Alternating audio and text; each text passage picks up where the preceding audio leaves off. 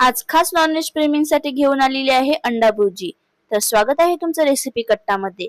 अगदी 5 ते 10 मिनिटात होणारी आपली अंडा भुर्जी आहे। फक्त 3 साहित्यामध्ये बनली जाणार आहे। चला तर मग बनवायला सुरुवात करूया। तर सर्वप्रथम गॅस पेटून गॅसवर एक पॅन ठेवायचा आहे। पॅन छान असा गरम करून घ्यायचं। नंतर त्यामध्ये टाकायचं आहे 2 पड्या तेल। तेल छान असं गरम झालं की टाकायचं आहे 1 चम्मच जिरं आणि अर्धा चम्मच मोहरी। थोडीच मोहरी टाकायची आहे, आवडत असेल तर टाका, नाहीतर स्किप केली तरीही चालेल। नंतर कांदे घ्यायचे आहे 2, छान असे बारीक बारीक चिरून यामध्ये घालायचे आहे। कांद्याचं प्रमाण थोडं जास्तच वापरा, त्याने आपली भुर्जी खूप छान अशी टेस्टी लागते। कांद्याला छान असं मिक्स करायचं तेलामध्ये आणि नंतर टाकायचं आहे थोडा लसूण।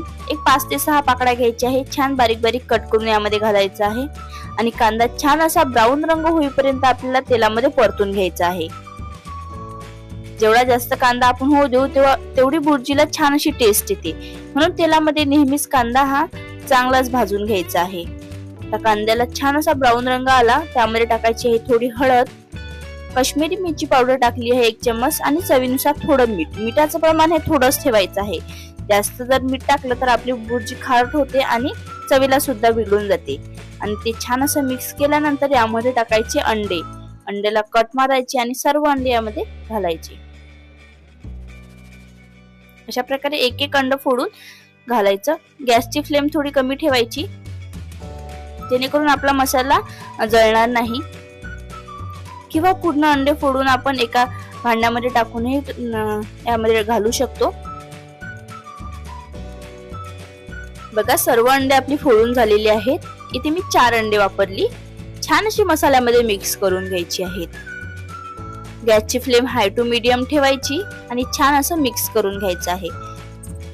अशा प्रकारे सर्व बाजूने चम्मच फिरवायचा आहे। पॅनला कुठेही भुर्जी राहायला नको, जेणेकरून ती करपणार नाही, त्यामुळे चम्मच छान असा व्यवस्थित फिरवायचा आहे।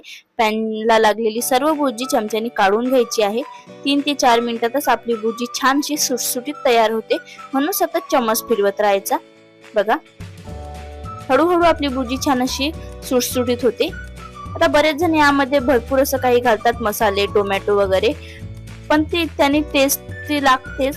पण एकदा अशा प्रकारे तुम्ही सिंपल अशी बनवून बघा। ही बनवायलाही सोपी आहे आणि इन्स्टंट आहे, लगेच होते, म्हणून एकदा अशा प्रकारे नक्कीच बनवा। जेवढी सिंपल बनवाल तेवढी खायला खूप भारी लागते। बघा, छान अशी ड्राय झालेली आहे।